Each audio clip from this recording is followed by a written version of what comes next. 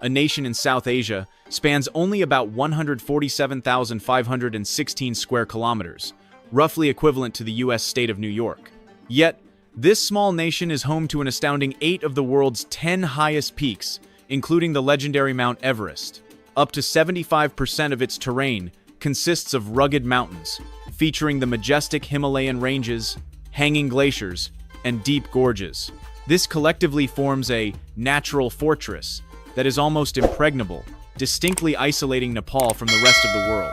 Perhaps this is why, despite being nestled between Asia's two most populous and geopolitically ambitious superpowers, China and India, Nepal has never been colonized. Nepal's climate is also astonishing.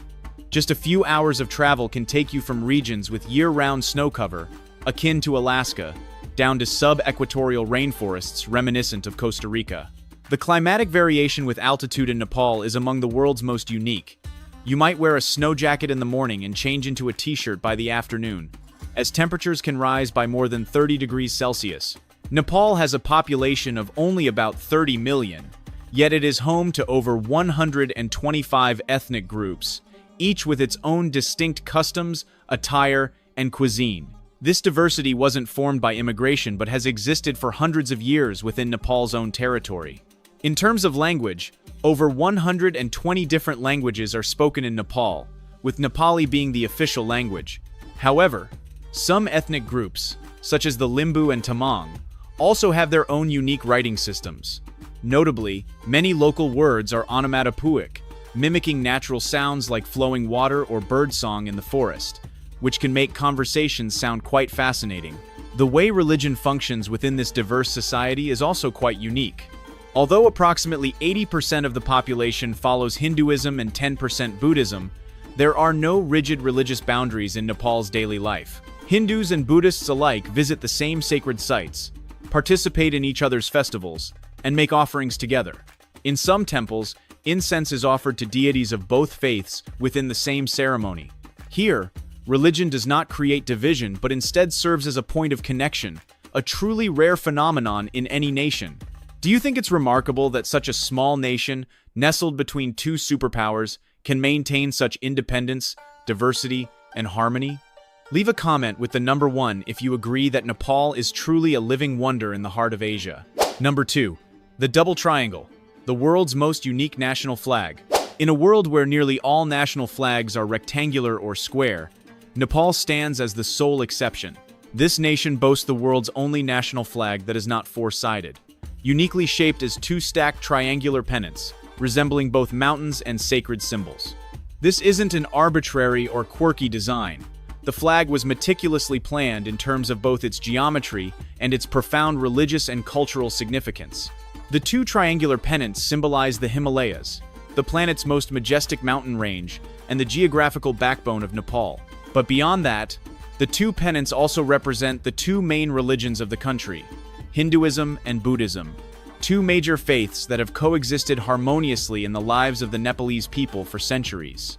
The flag's colors also carry significant symbolism. The crimson red on the flag symbolizes bravery, and it is also the color of the rhododendron, Nepal's national flower, which blooms across the mountainsides in spring. The flag is bordered in blue, symbolizing peace and harmony, two values that the Nepalese people have always cherished, despite their cultural and religious differences. Number 3. GMT plus 545, Nepal, living out of sync with the world. While most countries opt for standard hourly time zones like GMT plus 5, plus 6, or plus 7, Nepal uniquely sets itself apart with an official time zone of GMT plus 545. This means clocks in Nepal are precisely 15 minutes off from neighboring India, and out of sync with most standard international time references. But Nepal's out-of-sync approach to time doesn't end there. In remote mountainous regions, where electronic clocks are uncommon, locals often set their own time by the sun. They gauge the time for cooking meals, herding cattle, or going to school by observing the sun's position, rather than relying on clocks. Each village might even operate on its own time, meaning an event scheduled for 9 a.m. in one village could be understood as 8:30 a.m. or 10 a.m. in another, depending on how they define sunrise, based not on clocks, but on local terrain and community customs.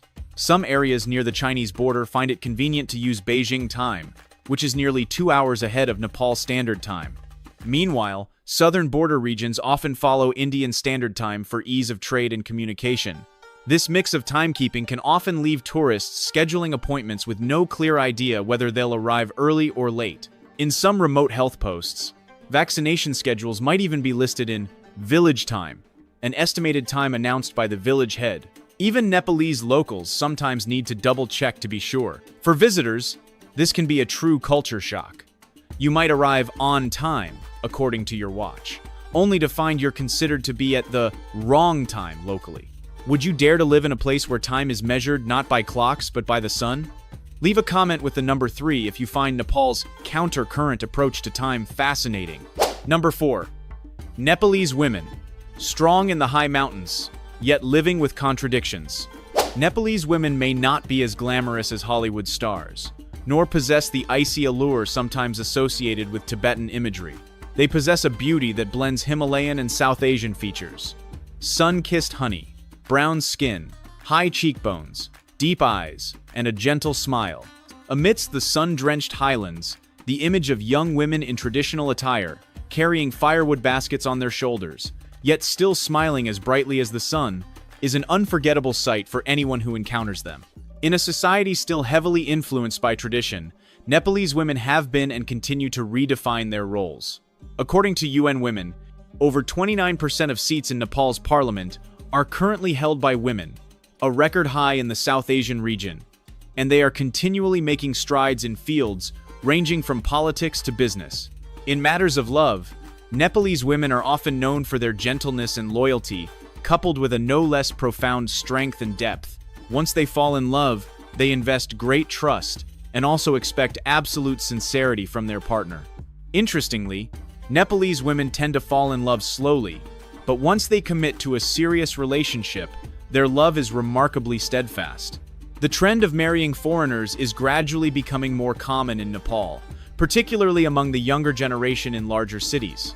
According to the Nepal Living Standards Survey, the rate of marriage to foreigners has tripled over the past decade.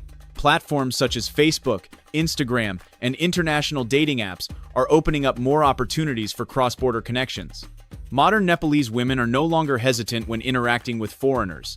They seek partners who can empathize with their traditional values while also respecting their freedom and independence. If you want to know the secrets to winning the heart of a Nepalese woman who is both beautiful and accomplished, comment with the number 4, and we'll share them with you. Number 5. Men with multiple wives, women with multiple husbands. In remote highland regions such as Humla, the concept of monogamy, one wife, one husband, is not the absolute norm. Here, both men and women can have multiple spouses, often not primarily for romantic love, but for practical reasons such as managing land and ensuring family asset stability. In such harsh living conditions, having multiple adults in a household helps reduce economic risks and increase labor productivity, a very pragmatic survival strategy.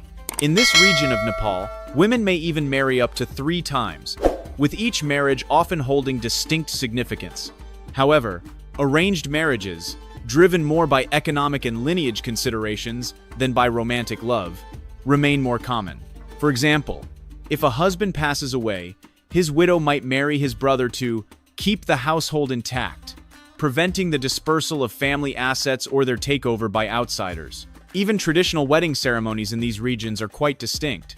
Wedding offerings are often not gold or jewelry, but typically consist of grains, livestock, or even labor. In some areas, a young man might be given a wife, simply by promising to plow the fields for the bride's family for 3 seasons. Everything is flexible, provided that mutual benefit for the families involved is ensured. Number 6. The Kumari, Nepal's real living goddess. In the heart of modern Kathmandu, a mysterious tradition persists that astonishes the world. Each generation has a Kumari, a true living goddess of flesh and blood. She is a young girl, not yet 10 years old, meticulously chosen through a series of spiritual rituals to become the incarnation of the goddess Teleju, a powerful deity revered in both Hindu and Buddhist traditions. Once chosen, the Kumari lives in complete seclusion from the outside world, within an ancient palace known as the Kumari Gar. She does not attend school, has no contact with peers her own age, And, crucially, her bare feet must never touch the ground. It is believed that the earth is profane.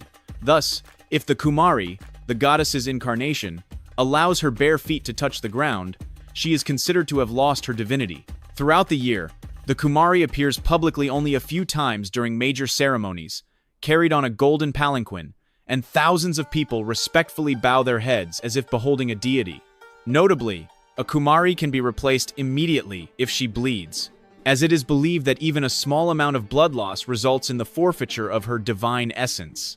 Even a minor scratch or the loss of a tooth can be enough to end her tenure as Kumari. Afterward, she returns to civilian life, and a new Kumari is chosen. Yet, a peculiar aspect remains. Many Nepalese men are reportedly hesitant to marry former Kumaris, as having once been considered divine, there's a reluctance to normalize them. Number 7. Child Tulkus, the youngest living Buddhas? In Nepal, it's not uncommon for children as young as 3 to be sent to monasteries. For many families in highland regions, sending a son to a monastery to become a novice monk is considered a way to instill moral discipline and generate merit for the entire family. Boys aged 3 to 5, instead of attending kindergarten, don saffron robes and live in the serene environment of a monastery, where the sound of temple bells and the scent of incense replace the usual sounds of young children's play and cries. Even more significantly, some of these children are recognized as reincarnations of lamas who have previously passed away, known in Tibetan Buddhism as tulkus. When a high-ranking lama passes away, senior monks embark on a search for a child believed to bear special signs. If confirmed, this boy is then raised and revered as the living incarnation of the departed master. Although they might not yet know the entire alphabet, these young living Buddhas, as they are often called, begin learning doctrine, meditation, and rituals from a very young age, almost as if their previous incarnation's life had not entirely concluded. Remarkably, despite their tender age, these children receive absolute reverence from the community. When a young tulku passes through a village, people will bow their heads and join their hands in a gesture of respect, much like greeting an actual bodhisattva. And this sight becomes all the more marvelous, or perhaps somewhat endearingly amusing, when one sees a living Buddha sucking on a lollipop and blinking with childlike curiosity, yet still solemnly receiving homage as if they were a fully enlightened master. Number 8. The Sherpas, true superhumans of the Himalayas. While tourists struggle with oxygen tanks and take trembling steps on snowy mountain slopes, Sherpas calmly ascend Mount Everest, carrying over 100 kilograms of luggage on their backs. For them, conquering altitudes exceeding 8,000 meters is not a remarkable feat but part of their daily work. Sherpas live at altitudes exceeding 3,000 meters in the Solukhumbu region, where the air is thin, temperatures drop below zero, and piercing winds howl. Constantly living in such harsh environments, their bodies have evolved unique adaptations. Slower heart rates and more efficient lungs allow them to breathe more effectively in low oxygen conditions. Science calls this genetic mutation, but they are popularly known as Himalayan supermen. On expeditions to conquer Mount Everest, Sherpas are the very soul of every journey. They are not just guides. They carry everything from tents, oxygen tanks, and food to indeed the very survival of the mountaineers. Without them, many dreams of reaching the summit of Everest would have ended halfway, lost among the clouds. Number 9. The world's most dangerous landing strip. If you want to trek to Everest Base Camp, the Tenzing Hillary Airport in Lukla is your first gateway and also your first challenge. Situated at an altitude of nearly 2,850 meters amidst perpetually snow-capped mountain ranges, it is dubbed the most dangerous airport in the world. Its runway is only 527 meters long, merely about 1/10 the length of typical international airport runways, and has a gradient of nearly 12%. This demands pilots time their landings to the precise second, as even a slight miscalculation means there is no margin for error. Due to the treacherous mountainous terrain, planes approaching Lukla don't fly high above, but must weave precariously close to sheer cliff faces, sometimes tilting sharply like a bird dodging an obstacle. Passengers by the window can clearly see patches of ice on the mountain peaks and feel the plane shuddering violently, as if it's struggling up a steep incline in midair. And to fly here, pilots must possess exceptional skills, like aviation ninjas. This is because Lukla has no autopilot systems and no radar assistance. Every takeoff and landing relies entirely on the pilot's extensive experience, sharp reflexes, and sheer nerve. Each flight to Lukla is truly a display of aerial survival skills, where the weather can shift dramatically from clear sun to dense fog in the blink of an eye. For this reason, locals call it the runway of steel-nerved pilots, while tourists can't help but offer a prayer the moment the plane takes off. Number 10. Kathmandu, a living inhabited museum where history breathes. Nestled amidst the majestic Himalayas, the capital city of Kathmandu is not only Nepal's cultural heart, but is also aptly nicknamed a living, inhabited museum. The entire Kathmandu Valley, spanning less than 30 kilometers, boasts an incredible 7 UNESCO World Heritage Sites, alongside more than 130 ancient temples, Buddhist stupas, and palaces, all interwoven with everyday markets, cafes, and even roadside barbershops. What makes Kathmandu truly special is that its people continue to live, trade, cook, and hold weddings right within ancient structures that are hundreds of years old. You might see a family cooking a meal in an intricately carved 17th century wooden house, or a traditional wedding taking place beneath the roof of a 300-year-old temple. Here, past and present coexist in every alleyway and under every roof, not cordoned off by velvet ropes, but seamlessly blending into the daily sounds of laughter, kitchen smoke, and everyday life. Interestingly, in Kathmandu, the boundary between the sacred and the mundane virtually disappears. Many small shrines are built directly onto the rooftops of residential homes. People might burn incense to honor deities in the morning, and by afternoon, use the very same spot to dry blankets and mats.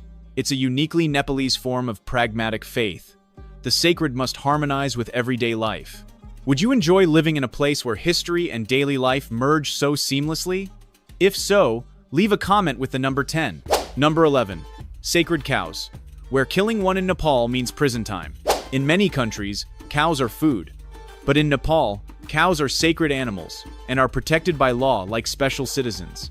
In Hindu culture, the cow is the embodiment of the goddess Lakshmi, the deity of wealth, good fortune, and prosperity. Therefore, slaughtering cows in any form is illegal, and violators can be sentenced to up to 12 years in prison. The protection of cows is not just a religious belief but has been enshrined in law, becoming a national standard. Even more notably, Nepal also has festivals dedicated specifically to cows, such as Gai Jatra. During this festival, cows have their faces painted with red and yellow powder, are adorned with flower garlands, and are paraded through the streets like revered figures. Many families feed cows fruits and sweets and bless them as if they were entertaining honored guests. In ancestor worship ceremonies, cows are also believed to be spiritual guides for departed souls. So treating cows well is also a way of showing filial piety. However, an interesting aspect is that while Nepalese people do not eat beef, they do eat buffalo meat, considering it a substitute version in traditional meals. This is a unique adaptation balancing religious beliefs with the practical needs of daily life. Number 12. Picnicking by the pyre, Nepal's unique outlook on death. In many countries, death is something to be concealed, and funerals are typically private, sorrowful affairs, strictly shielded from the eyes of strangers. But in Nepal, particularly in the capital Kathmandu, cremation is not a taboo but a sacred ritual performed openly by the Bagmati River, witnessed by both relatives and passers-by. After cremation, the ashes are released into the river, symbolizing liberation, the closing of the cycle of reincarnation, and the beginning of a new life. For Hindu devotees, the Bagmati River is the twin sister of the Ganges River, and anyone cremated here is believed to instantly attain salvation, free from rebirth and further suffering. This is why many elderly Nepalese choose to spend their final years by the river, as a way to peacefully prepare for their ultimate return. For them, death is not an end but a return to nature, and should be accepted as an inevitable part of life. While this sounds solemn and deeply spiritual, what often surprises international tourists is that right beside the cremation pyres, local people stroll around, eat snacks, take photos, and chat merrily, almost as if they are picnicking beside a cemetery. For them, death is not a gloomy end but an inevitable part of the life cycle, and living in proximity to death does not mean one must fear it. It is this mindset that makes Nepal one of the rare countries where the living and the dead share the same space, in an atmosphere of serenity and profound respect for the natural order of life. Number 13. Mustang Sky Caves, an unsolved mystery of suspended ghost cities. In the remote Mustang region of northern Nepal, near the Tibetan border, a haunting wonder of humanity appears amidst bleak cliffs. Over 10,000 caves carved deep into sheer mountain faces, many situated more than 50 meters above the ground. Viewed from afar, the entire cliff face resembles a giant stone honeycomb suspended in the Himalayan wilderness. Locals often call it the Sky Ghost City. The big questions are, who built these caves, with what tools, and when? In a land devoid of advanced construction technology or high-altitude machinery, how these caves were carved at such heights remains a perplexing mystery that has archaeologists scratching their heads in bewilderment. Upon exploring some of the caves, archaeologists discovered them filled with intact mummies, human bones, ancient Buddhist murals, along with pottery, fire pits, and other signs of habitation, suggesting a community of reclusive religious practitioners once lived here. But strangely, there are no historical records of them whatsoever. No one remembers or speaks of them, as if this were a civilization erased from human memory. Some theorize they were monastic retreats for ancient Tibetan lamas. Others believe they were high-altitude burial sites intended to bring souls closer to the heavens, or even hidden refuges during times of war. But to this day, the Sky Caves remain one of Asia's great undeciphered archaeological mysteries, lying dormant amidst the Himalayas as if silently awaiting an answer. Number 14. Nepal's perilous cableways, transporting coffins across chasms.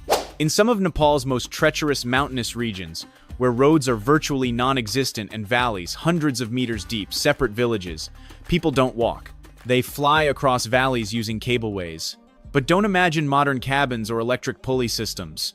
These are rudimentary pulleys, homemade iron baskets, and steel cables stretched across vast abysses, with mist-filled chasms and frigid rock faces far below. Locals call these sky buses, where you don't need a ticket, but courage and strong arms are absolutely mandatory. These cableways carry everything imaginable, not just people, but also cattle, chickens, sacks of rice, construction timber, and even coffins. Each flight is a nerve-wracking affair. A single loose joint or a misaligned pulley could send everything plunging into a seemingly bottomless gorge. For locals, this is an everyday reality, but for international visitors, the sight is like something out of a real-life adventure movie. Even more remarkably, in many remote villages, people also use hand cables, a type of manual zipline. They grip a pulley attached to the steel cable directly with their hands and then glide swiftly to the other side of the valley, with no safety harnesses or nets, relying solely on experience and trust. These systems have existed for decades, serving as the only lifeline connecting these isolated villages to the outside world. Number 15. The unique naming customs of Nepal. A story in every name. In the remote mountainous regions of Nepal, you might meet people without surnames, without birth certificates, and sometimes their names tell an entire story. Unlike in much of the modern world where names and surnames are typically tied to legal documents, many Nepalese people choose names based on events occurring at the time of birth, as a way to mark a significant life moment. For example, a baby born during a rainstorm might be named Barsha, which means rain. If born during a landslide, parents might name the child Pahiro, meaning landslide. And some names sound like diary entries, such as, didn't reach the clinic in time. Yes, you heard correctly. That's a real Nepalese name. In many villages, people don't require birth certificates or cumbersome administrative procedures. They might live their whole lives with nicknames, sometimes just a random word given by neighbors like fire, lamp, or carrying basket. Only when official documents are required do they devise a more formal name, yet they continue to call each other by their old familiar names in daily life. Interestingly, many names in Nepal are also given based on the parent's mood at the time of birth. If the parents are happy, the child's name might be Hope or Light. But if they are tired, worried, or perhaps weren't expecting the child, the name could be Bored, Accident, or Let's Just See. It might sound amusing, but for many Nepalese, a name doesn't need to be beautiful. It needs to be authentic. If you were born in Nepal, what would your name be? Joy? Happiness? Or surprise? Leave a comment with the name you'd choose if you were named according to the circumstances of your birth. Number 16. Nepal's death. Defying profession. The honey hunters. In Nepal, there exists a profession so perilous, it sounds breathtaking just to hear about harvesting giant wild honeycombs from treacherous cliffs hundreds of meters high. This is not an adventure sport, but the traditional work of the Gurung people, an ethnic minority living in the Himalayan mountain region. They call honey heaven's liquid gold, but to obtain this precious honey, they must trade courage, skill, and sometimes even their blood. These honeycombs cling precariously to sheer cliff faces at heights of over 100 meters, where there are no paths and few handholds. The Gurung have no modern protective gear, no netted hats. They simply tie ropes around their waists and descend the cliffs using rudimentary rope ladders, one hand maintaining balance, while the other uses smoke to repel the bees and a long knife to cut the combs. Each wild honey harvesting season is an arduous challenge, akin to a breathtaking action scene from a Hollywood movie. These bees are notoriously aggressive, ready to attack relentlessly with their venomous stingers. It's not uncommon for honey hunters to suffer hundreds of stings. The sheer cliffs are also slippery, and even a small misstep can lead to dire consequences. Despite this, the Gurung persevere with this perilous work because it is the main livelihood of their community. For them, each successful harvest is a resounding victory against the harsh forces of nature. Of course, the honey for which they risk so much is also very special.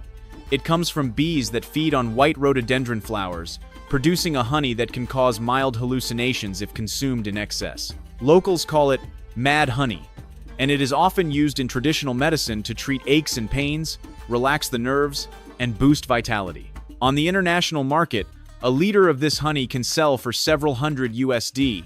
However, despite the high price, only a few dare to climb and collect it, and most of them are Gurung people.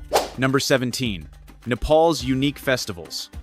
When dogs, crows, and cows become deities. If you think only humans are worshipped, you'll be surprised by the Tihar festival in Nepal, where dogs, crows, and cows each have a special day dedicated to their honor. Throughout this 5-day festival, people paint dogs' foreheads and adorn them with flower garlands, offer food to crows, and present gifts to cows, treating them like living guardian deities. Dogs, in particular, are considered loyal creatures that guide souls to the afterlife, so on their dedicated day, they are pampered like sacred veterans. Equally fascinating is Holi, the vibrant festival of colors, where people take to the streets to playfully throw colored powder at one another. You might be strolling along in white clothes, and within minutes, find yourself transformed into a living work of art. Strangers become friends amidst uproarious laughter and countless colorful photographs. Holi is not just a festival, it's also a symbol of forgiveness, bonding, and the joy of living. More recently, Nepal has also started hosting a hot air balloon festival in Pokhara, where over 25 colorful balloons ascend into the clear blue sky beside the lake, creating a fairy tale-like scene.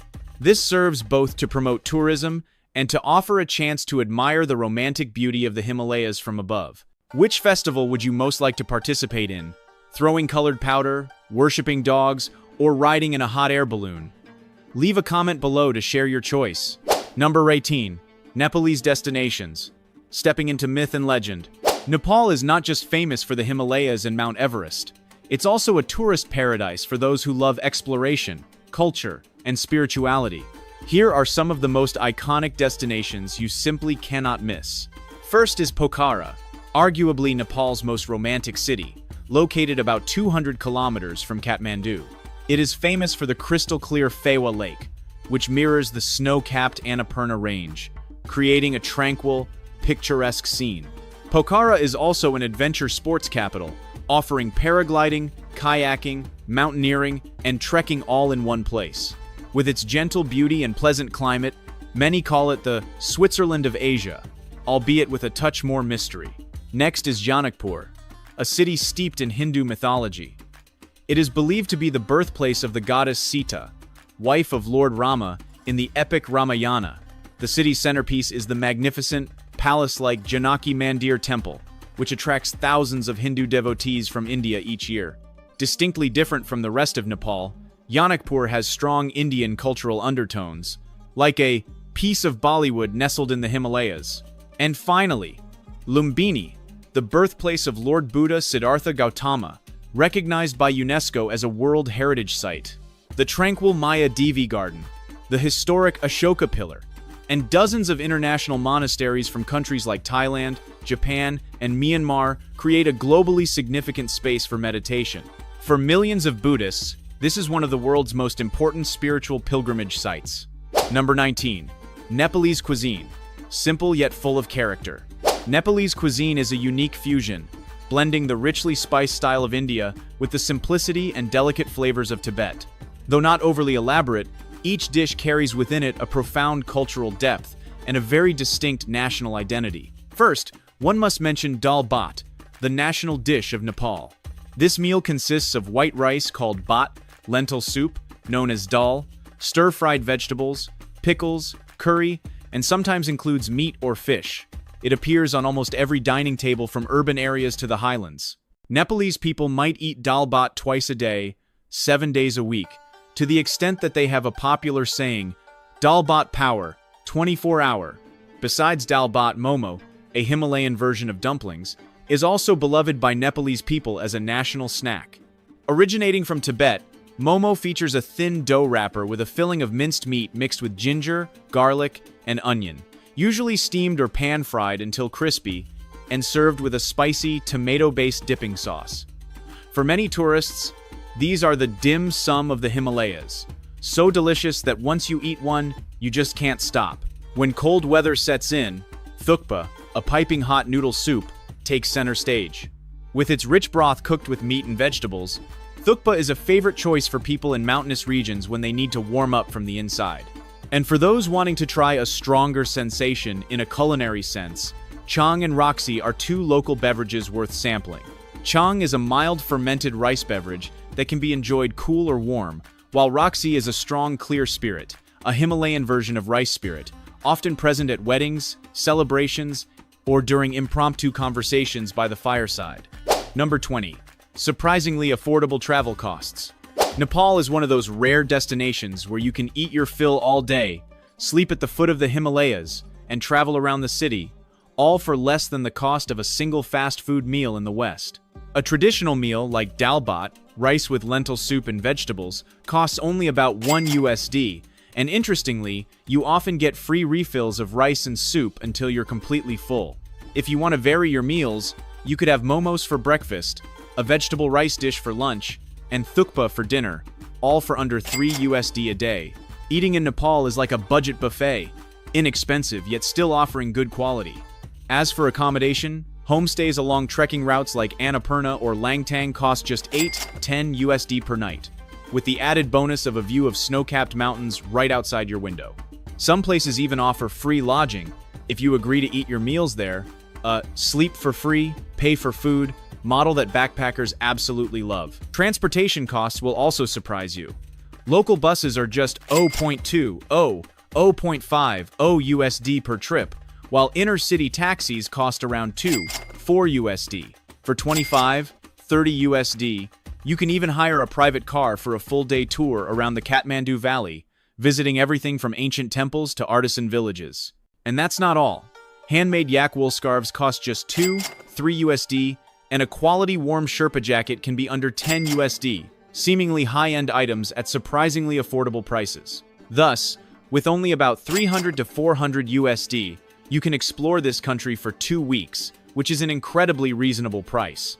If you want to know more about the visa application process to start your journey of exploring Nepal, please leave a comment with "Yes." We will accompany you every step of the way on this exciting experiential journey. So, we've now explored 20 fascinating facts about Nepal. Hopefully, what we've just shared has given you a fresh and deeper perspective on this amazing country. If you found this video helpful, please hit like, subscribe, and turn on notifications so you don't miss our next exploration journeys. Which fact impressed you the most? Don't hesitate to leave a comment below. We'd love to hear your thoughts. The information is for reference only, so please do your own research before making any decisions.